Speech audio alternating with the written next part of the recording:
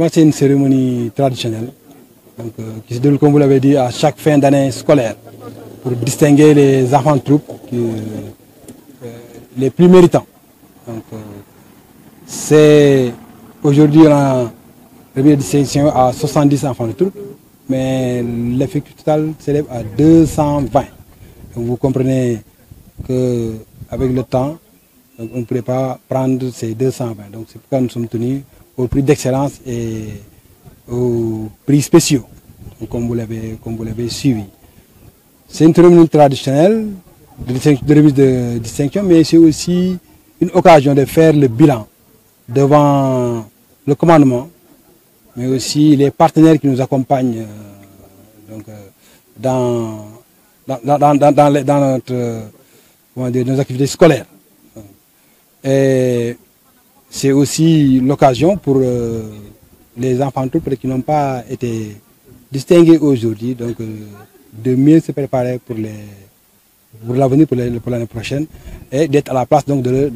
leurs camarades. En tout cas, c'est une fête de l'excellence scolaire, donc, qui a été personnifiée, comme j'ai dit tantôt, par ceux que vous avez vu défiler devant vous. En effet, nous sommes distingués très brillamment au niveau du concours général sénégalais, donc l'édition 2025. Nous avons eu 16 citations, donc les 16 citations, c'est 13 prix et 3 accessites. Et nous avons réussi à placer sur le podium donc, les 2 meilleurs élèves des classes de terminale et de première, à savoir pour les premières Ahmed Babou et Abdoulaye Kébé pour les classes de terminale. Donc ça c'est pour le concours général. Et nous pouvons noter qu'il y a eu une avancée donc, par rapport à l'année dernière et par rapport aux années passées. Donc aussi bien sur le plan qualitatif que le plan quantitatif. Et aussi, je peux dire la remontée en surface donc, de nos élèves en ce qui concerne donc, les matières scientifiques, donc, à savoir les mathématiques et les sciences physiques. Donc c'est le concours général, mais aussi nous avons eu des distinctions aux journées donc, scientifiques, donc, organisées par l'ASTIC, où nous avons participé pour la deuxième fois. C'est la première c'était l'année passée, peut-être qu'on n'avait pas bien compris, mais cette année on est sorti donc meilleure école donc, avec la médaille d'or. Parlant de médaille d'or, je ne peux pas oublier Ahmed Babou, qui effectivement a compétit dans le cadre de l'équipe sénégalaise pour les compétitions interafricaines donc, de mathématiques. Il s'est brillamment distingué en remportant dans sa catégorie la médaille d'or. Donc ça c'est en fait quelques concours donc, de l'extérieur. On peut revenir sur l'ANSAE où nous avons aussi beaucoup d'élèves qui sont distingués. Et même les concours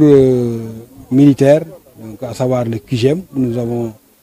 10 élèves sur 12. Et l'école militaire de santé où nous avons déjà 10 élèves. Donc vous voyez que c'est une belle moisson. Donc c'est ça, donc le président expose son visage, pas seulement au niveau des salles de cours, dañ koy def at bu nekk dañ koy def école di tëj te ni nga ko waxee dañuy jox ay prix distinction ci élèves yi nga xam ndong yi nga xam ne dañoo wane seen bopp ci nangoo liggéey ci école bi ci am ay résultats yu baax donc loolu moom la ñu defaat nii. waaye cérémonie bi ndaje bi aussi daf ñuy tax ñun ñu mën a jàkkaarloo suñu kilifa yi parce que ay militaires lañu jàkkaarloo suñu kilifa yi wax leen ordre yi ngeen ñu joxoon ci njàngale bi fii lañ ci toll am nañ ci résultat yu baax te yi baax aussi buñ koy wax partenaires yi teew su mel ne partenaires yi nekk gis ngeen ñu fi ne woon am na aussi amical ancien infanterie bi am na amicalu professeurs yi amical ancien professeurs yi ak donateurs yu bëri donc ñoom bu ñuy def dara ci école bi baax nañu toog ñu ne di ngeen def ci ñun de lii la indi donc gis naa ne tey ñoom ñëpp xam naa ni kontaan nañu ndax gis nañu ni xale yi défilé seen kanam ak ni ñu wanee seen xarañ donc ci njàngale bi. beneen fànn bi nag mooy am nañu ñëw tey bëri nañ nag ñu ngi indi juróom-ñaari fukk waaye boo xoolee ñaari téeméer ak lu mu tudd ak ñaar fukk lañu waaye temps bi mënuñoo may ñu def lépp moo tax ñu jël ñooñu am na ñoo xam ne xëy na yegg ñu niveau boobu mais dina tax ñu gën a góorgóorlu gën a pousse mbir yi pour que ëllëg ñu feeñ comme seen morom ñu feeñee tey. waaw dëgg la am na résultat yu baax comme ni ñu ko gisee nii waaye dem ci concours yi ñu ci jiital mooy concours général mi nga xam ni ren yàlla dafa def ak liggéey bi ñu def xam naa mu may ñu am ñaari ndong yi gën a ràññeeku ci concours bi ci ñaari classes yi mooy première ak terminale donc mooy Ahmed Babou bi ngeen dégg première ak Abdoulaye Kébé donc bu terminale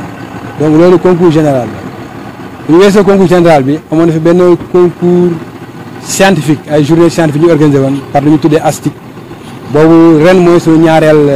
participation waaye yàlla def nañu